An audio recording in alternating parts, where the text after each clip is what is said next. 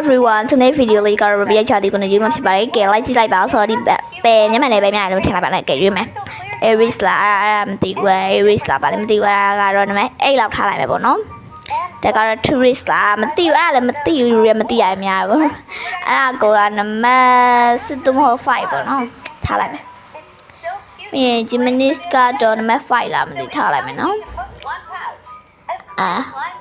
all time စန်စာကကြတော့မြန်လာဟဲလီယိုကကြတော့မသိဘူး17လားဘယ်ကော Libra ကိုလောက်ထားလိုက်ကိုလောက်ထားလိုက်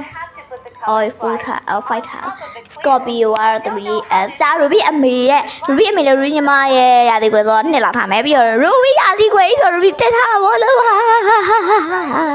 Ruby ညီမပါပေးရလိုက်ရှော့အေးတော့ Ruby ညီမတဝန်ခွဲရာသီကွယ်မှာညီမဆိုသူမဟုတ်ပါဘူးဘေးကသူမဟုတ်ပါဘူး